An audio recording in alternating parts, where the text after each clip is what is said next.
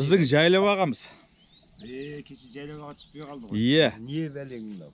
Барак. Видео камералы. Түннің ортасында әйтеуір жеттік ағаға. Иә. Ағаның үйіне демалып, тамақтанып. Жайлап ағамызға мында бір рахмет. Түнделеп Ақсу өзенінің перевалынан шықтық те. Иә. Мына жақта мына атамыз бар міне. Ата, 100-ден асыңыз. Рахмет айтсын.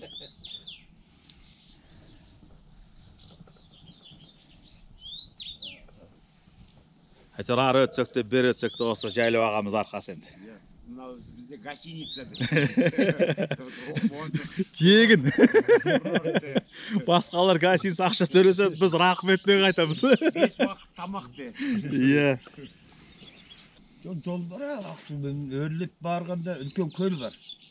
Ұзындығы 800 метр, ені 400 метр. Қандай көлді көрмедік біз. Ақсудың несі содан шығып жатыр.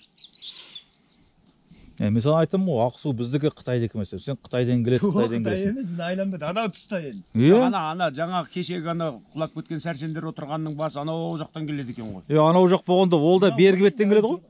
Мін тұр ғой мен. Иә, ол да бергі беттен келеді ғой. Қытай арғы бетте. Қайдан білейін осы Қытайың оны бір тау аштасың ары қарай. Оғанда барып келдім. Жоқ енді ана басы ақырын сол жақтан енді бір тамшылар басталатын шығар. Жоқ, ол тамшы артамады ғой. Ол ары тез ағады ғой. Жаңа селозостан жігіттерін алып барғам. Мәулен марқұм тірі онда. Иә. Соны Ринат деген жігіт ауылдасым ай.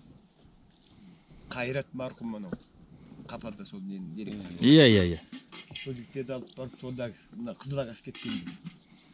Бір қолын теттік те өлшеді ғой бәрін есептеп, қауіп бар, жоқ па бәрін тексеріп, қанша куб су жатыр анда. Тынышты қайда екен. Сол Қызылағаш платинасы кеткеннен кейін қазір защита усиленный форма жасайтын болды. Енді ол Қайрат аға қаншама нені берген ғой информацияны. Ойбай, мұны кетіп жатыр сондай деп. Соны мән бермеген ғой бұлар. Су кетіп жатқан ғой. Қапалышки ма? Қапалдан Қайрат аға бұрғы сағат сайын беріп отырған ғой Жансүгіровке. Біліп отырған ғой бәрін. Міне осынша су кетті, ана платинаны аштыңдар деп қайта айтқан, оны мыналар мән бермеген. Одан кейін келеді, одан кейін Қайрат ағаң кеп қысады ғой. КНБ кеп. Книга учет и записи Қайрат ағада болған екен. Сонан кейін ашады ғой, міне мен жасап отырған міне. Әйтпесе Қайрат аға сотталып кетпей ме? Солай болатын болды. Ой, ол жақсы кісі еді марқұм. Үлкен кісі ме еді ол кісі? Жоқ, үлкен емес. Сіздерден де кіші ғой деймін, иә? Кіші сіздерден, мен жақсы танитын. Жоқ, сенен үлкен. Бізден кіші әйтеуір. Сол енді 69-68 бе екен, сондай же. Сондай дейді, мен қатарлас деп тұр. Мен жақсы танитым ол кісіні. За доблестный труд уаз берді дейді ғой, сол кісіге қазір селезащита. Қазір енді бізде Ертай деген инженер болып істейтін сол істеп жатыр қазір. Келеміз деген сол ненің басындағыны көреміз. Біздің платина қашан ашылады дейді. Оны қашан барады екен олар? Сол 2 күн болып келмеді ғой. Кеше келу керек болған. Ауа райы жаңбыр болады, бұршақ болады. Олар немен келеді аға? Олар машинамен келеді. Одан кейін мына жерде атпен, ана бұршақта келеді. Атпен кетеді екен. Атпен кетпегенде оған машина барамайды ғой. Машина барамайды. Үйден арайын. Бар жарайды. Соны тексереді де вертолет ағылатын болса, вертолетпен барады да саймандарына апарады.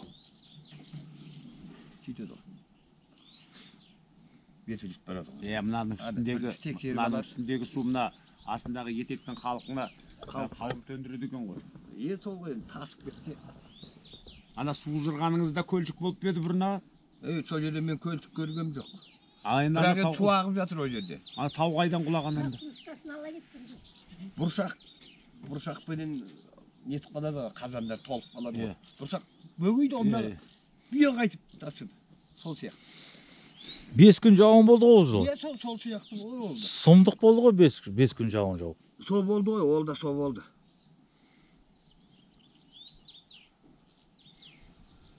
Ол талай жерді жайпапты ол су жырғаныңда. Ана өзектің бәрін таптаза қыпты ғой. Оның орнына қазір ол қай жылдары болған аға? 88 ба. Мына Сузырған. Сол жыл. 88 ба. Өйткені жаңа ағаштар өніп келе жатыр ғой. Аха. Жаңа ағаштар. Bir kamazda ketdi. Иә, жайлауға көшіруге келген. Иә, камазда апарып, ана қоян көзін суына, қоян көзін бекітіп. Қоян көз деген мына жерге. Соға айтып отырмын, мынаумен айналып келгенде мынау. Иә. Мынау барғанда, тура ұрғанда адам нетіп, ана жерде көл болып балық деген керемет болды. Ал енді мына сол жаңағы батпақтың ғана бойымен келетін судың аты бар ма? Жоқ. Ат жоқ бол суда. Жаңа кеше біз барған жердің судың аты. Қоян көзін су ғой сол. Айдау. Соны қоян көздің суы деп атайды соны, иә? Үлкен айдау дейді ғой. Кеше біз барған жердің айдау. Жоқ, оны жерді айтып біліп отыр. Мына суын айтып отыр. Айдау су дейді. Айдау су деп айта ма? Ой, батпақты деген біз маған кезінде бір аңыз жер болатын. Ой, бір недоступный бір шетелдің алыс жеріне бара алмаймыз ғой, біз самолетпен бара алмайсың, билет ала алмайсың мысалы. Я болмаса жаңағы документтеріңді реттей алмайсың. Сол сияқты мына батпақты бізге сондай не болған. Сол мені соғыстан кейін апам марқұм өгіз арбамен шөп тартқанымда сол жерде онда еркектер жоқ, соғыста қырылып қалған бәрі. Сол батпақтың осы күні біздің көшеге айналды ғой. Соны бір көрсем де келген бетім сол ғой менің. Орны бар өзі жерде. Ненің? Баз. Сол баяғыдағы малдың. Сол енді мына сіздің отырған мекеніңізді біздің үлкендер баяғыда батпақтыда деп бәріміз әңгімені қойып тұрып тыңдаймыз ғой. Бұлар не бірінен бірі жарысып біз жімнат екеміз сияқты. Шіркін барып бір көрсем деп армандап жүретін. Осы ақшасы да құрсын, несі де құрсын, осында бір барып келейінші деп сәті түскенде көрмейсің, Алла тағаланың сәтімен өзі барыппын. Шөп шапқан, өгізбен шапқан, атпен шапқан. Ай, мықты. Саймандар жатыр ғой. Шөбіңіз мына жерден кеп тұр ғой міне. Биыл не шөп, былтыр осындай болған. Шөптің арасында жатқан қойды көрген жоқ. Төбесіне шықтық қой кеше. Сол жерде астында жатқан қойды шөпті содан көрдім. Ассалаумағалейкум. Қайдан келесіздер? Кімсіңдер, жігіттер? Кімсіңдер?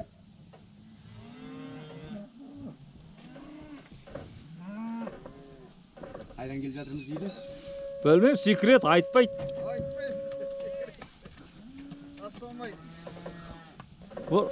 Уағалейкум ассалам. Тура бір. Орымыз ұстамайды ғой мәшінелер. Ұстайды ғой. Замок жауы болды. Уағалейкум ассалам. Қалдарыңыз қалай? Жігіттер ютубқа түсіп жатсыңдар. Неге түсірмейміздер? Неге? Ұрлық мал ма? Түсірмейсіздер дейсіздер. Күне көрінген жақсы бесіз. Тарихта қаласыңдар ғой. Ауға жақта? Ауыл Қарагөз. Қарагөз. Қарагөздің жігіттісіңдер ма? 11-ші маусым. Азамат деген жігітті жайлауға көшірек деп жатырмыз. Жайлаудың алау. Мынау Марат деген досымыз міне. Таудың төресіне алып барайын деп тұр бауырымды. Сен атың кім? Жарас. Жарас танымайды екенбіз енді. Жарас, сен местнейсің ба? Бөрбек қайда жүрген? Боря деген группты танисыңдар ма? Естуім бар, бірақ айтып. Бөрбек біздегі зап. Иә. Біз осы ауылдың бәрін аралаймыз. Ай, біз сені көргенбіз жоқ, мына азамат көрдік. Қалада жүретілер. Нешінші жылсың? 84. Азамат әкел, тұзыңды әкел. Тұздан алдына қарай салып аламыз ғой, артына салып аламыз ғой. Кейінгі айры қалайсыз азаны? Мыналарды байлап аламыз ғой, марсек. Кезінде ағаш үй болушы еді, қазір қазақтың үйлері темір үй болды. Байқа басқамасын. Киіз үйдің керегелерінің ағаш түрі темірден жасайтын болды. Ағашқа жетпейді. Ағаш жақсы ғой. Жақсы ғой, жалқаудың нәрсесі ғой мынау. Тез жиналады, тез бұзылады. Апа, сіздің атыңыз кім? Қуанышқан. Мен апамыз қымыз пісіп отыр. Міне, бұл жақта келін міне. Сүт тартып отыр, кілегей. Аты кім мына балапанның? Раяна. Өзің атың кім? Диана. Мен Асекеңе Бақтыбайдың жігіттері атпен көшеді. Біздікі мәшіне болса, мәшіне тосып көшпей отырады. Өй, біздің жігіттер қос төсекпен көшеді деді, мен сенбеуші едім. Мына Көзім жетіп тұр міне біздің жігіттер қос төсекпен жайлауға көшетіне. Марат, ана сергек камераларды сыпырып кетеді болып қой міне.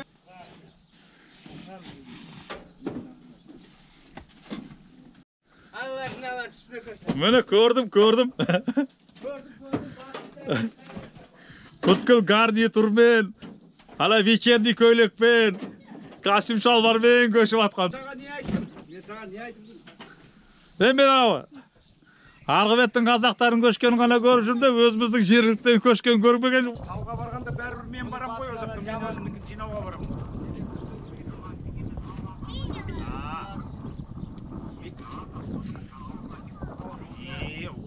Мен сен тауға апарады деп жүрмін ғой, соны ойлап жүргем.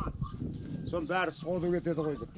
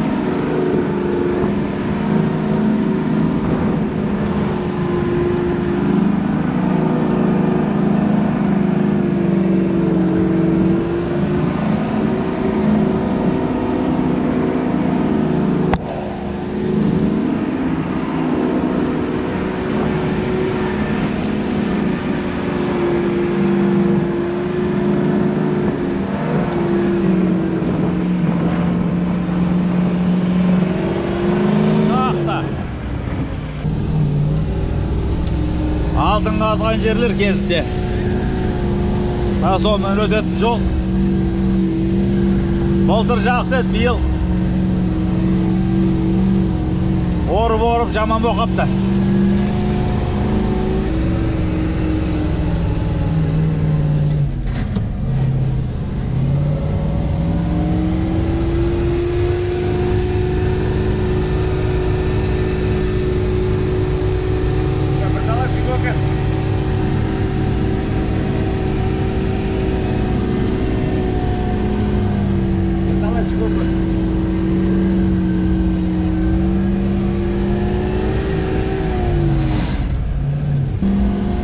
Bizimiz tаңертең осы жолмен түскенбіз жайлаудан.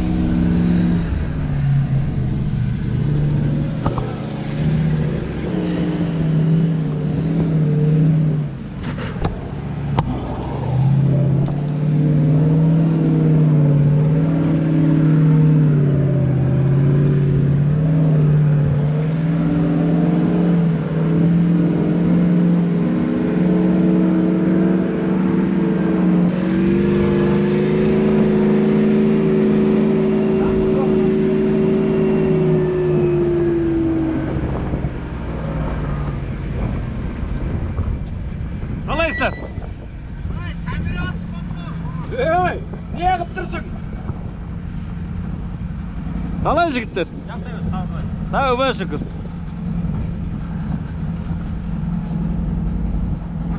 Уағалейкум ассалам. Жақсы, өзің қалайсың? Ой, жаңа бензин насос. Қалай? Қалай? Жақсы. Денсаулық қалай? Ой. Бұрынғы басында жоқ қой. Бұрынғы бөлек.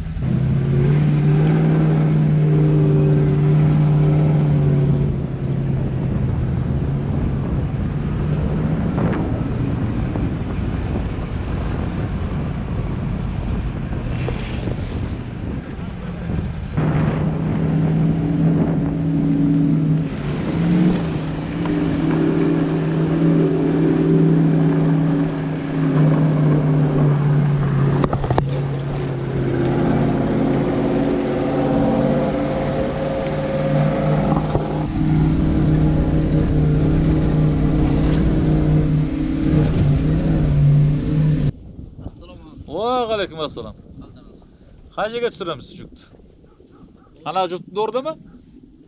Мына жолдың астында дейді ғой, ана өзі. А, судан өтіп па? Мына неге жыныс айдап атайды осы?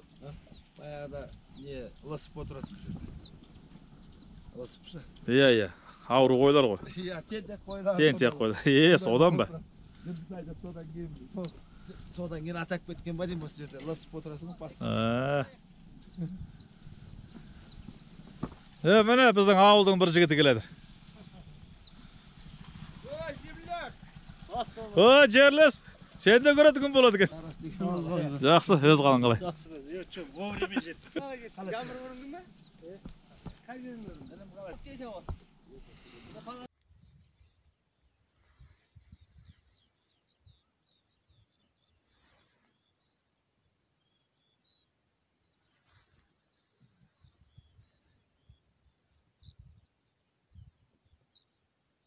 Нұрсәуле, міне біз енді саға Құдай қонақ болып келдік енді. Отыр бізге. Мәшінеге алып кетем тоже. Бүгін міне Рахметжанның үйіне келдік. Жалын екеміз бұйырса. Атың кім болады? Салық. Салық? Ал енді қара уақытта мына жақта қайдан жүрсің? Мал бағар жүрмін. Біреудің малы ма, өзің малың ба? Қарабұлақ деген мына тұрған жүрміз иектің астында. Жоқ, енді аудан басқа ғой. Жарайды аудан болса. Оранқан деген кісінің сиырым бар. Өткенде Абсалтымен 2 рейс жасағанда сенде көшірген екен ғой. Иә, мені көшіп oldu. Бұрыннан бағасын ба оқысты, жоқ кейіннен келген. Ана ұрлықтан кейін келгенсің ғой. 1 жылдан кейін. Жоқ, ұрлықты іште барсың ба? Ұрлықтың ішінде жоқ. Қайырлығы жоқ. Қайырлы. Қайдағы ұрлық? Ой, бір мықтылар анауымыз Боранхан ағадан сиыр ұрлайды екен. Адан қара. Сен қалай естімей қалдың Естімей олай? қалды Не деген жүрек жұтқан жігіттер дейін де Боранхан ағадан мал ұрлап жүрген. Мен батпақтыда батып жатқан ұрлаған ғой енді. Жоқ, одан бері болып кетті бір талай. Сағит қайда? Сағит, ана Көксайда. Ай молодец, Сағит'іміз жарайтын жігіт мен. Әне бүгін біз Аурамесін ба? Сағит, екеуміз құрбы. Жөті ұқсайсың түріне қарасың. Сағитқан жалғыз өзі күніне 20-30 телешкі шөп деймін. Күніне мен тракторменен. Сол жалғыз өзі телешкінің үстіне шығып жалғызды баттайды. Ол кісі Боранхан сиырдарын бізге әкеп қосып жатыр. Бірге ұрдап асырайық деп жатыр. Сондай бірдеге бар ғой, ә? Мына кісі менің ағам. Табап жатыр Боранханның малын. Басқа пәлен қайдан қызыл тілден. Арғы беттен келгендерге көп болған жоқ. Айтып істеген ол. Енді мына шекара деген міне тұр иектің астына.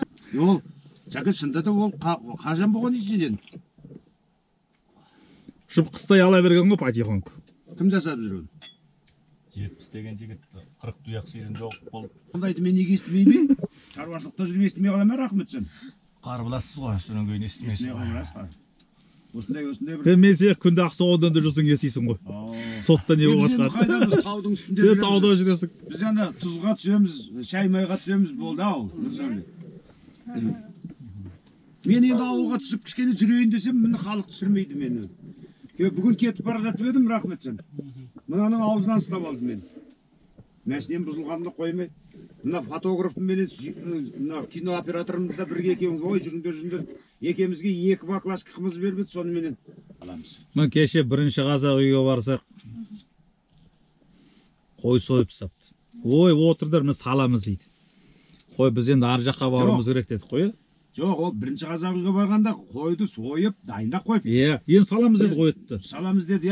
Мен айттым, әбетке келем, сен ет неге салмадың дедім мен. Ол да сойған кезде солған екен, үлгермей қалған ғой.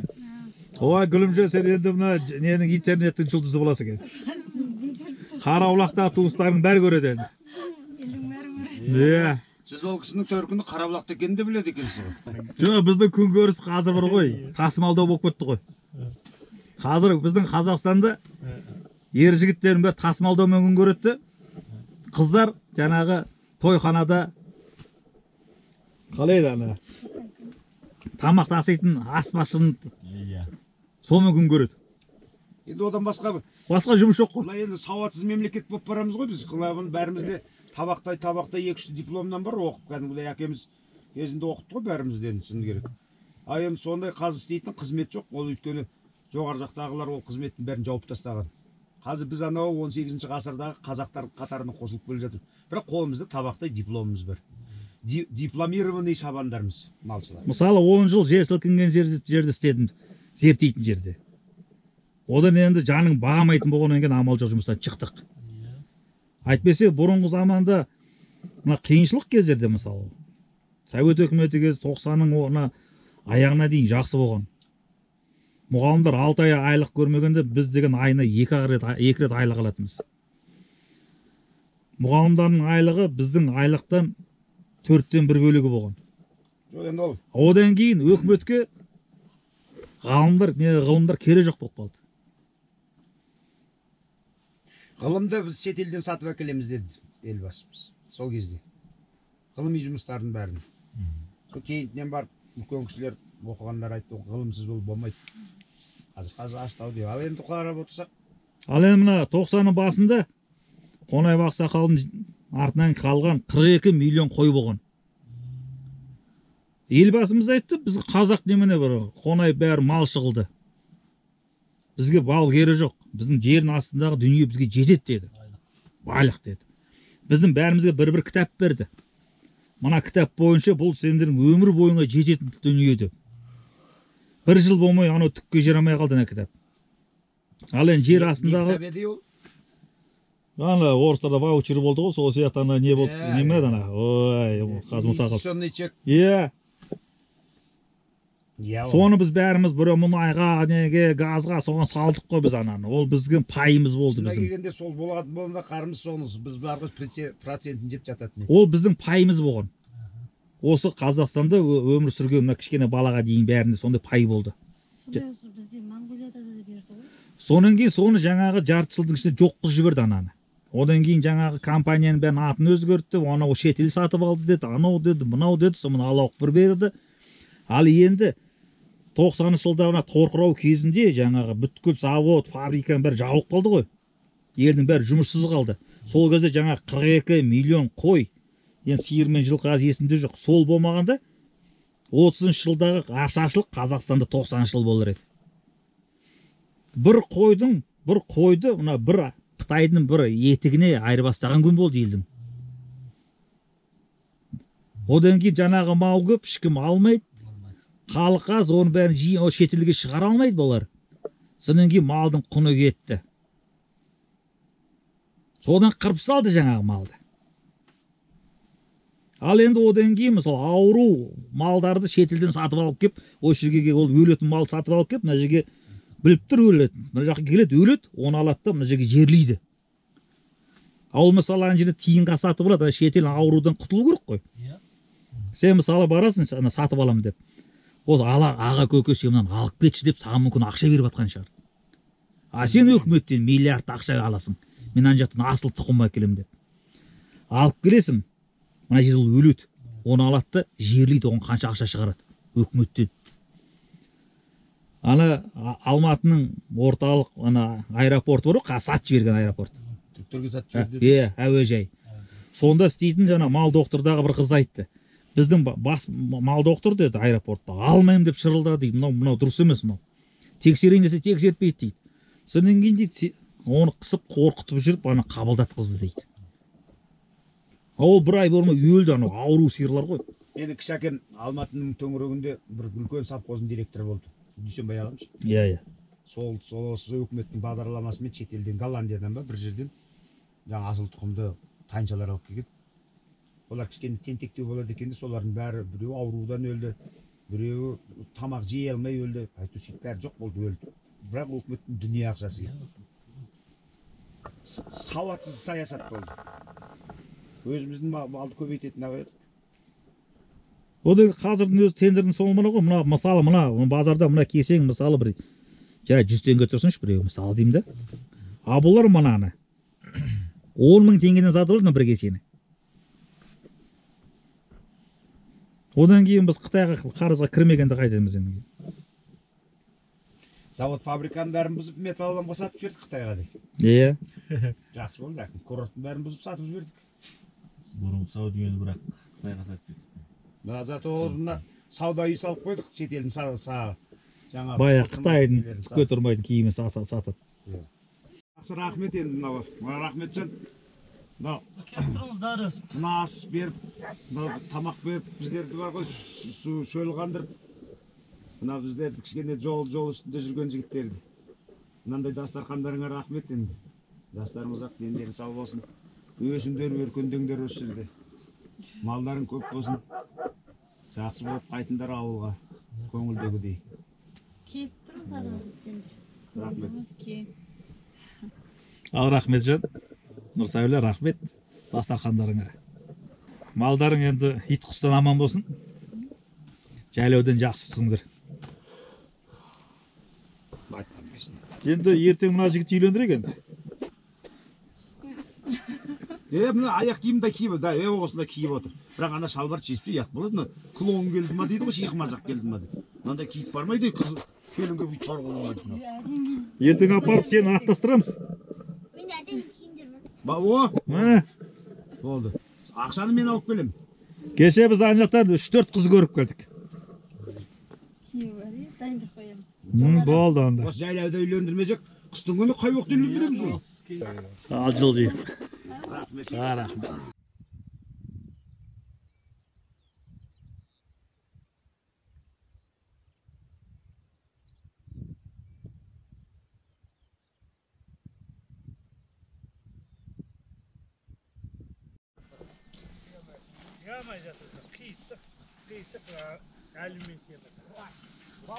Айттым ғой мен жаңаны сергекті қақып кеткен кезде майысып қалды деп бұл. Жаңа айттым ғой, мынанда бүйтіп жаннап тиемендіре жігіттері бүйтіп ана светофорды қақып тұрыпты ғой. Алюминге өт. Анау жолы мұзды бұлақтан бастап ұшты ғой бүткіл қазақ үй. Өткен жылдары Иә. қатты дауыл болды енді. Сұмдық болды онда. Құрметті қарасаш. Ayağıma giyelim de böreklisin be. Hürmete düşür. Aldıma dedim getirsin. Hoş geldin.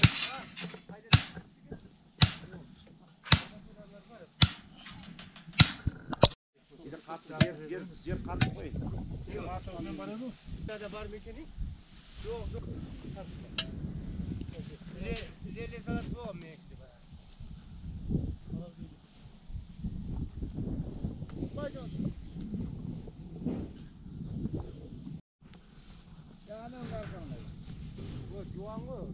Basbaş.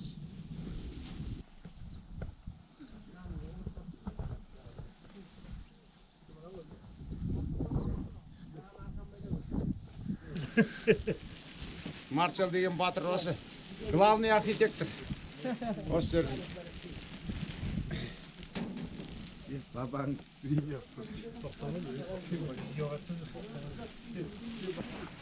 Құрметті достар, осы көш бүгін мәресіне жетті. Келесі кездескенше аман есен болыңыздар.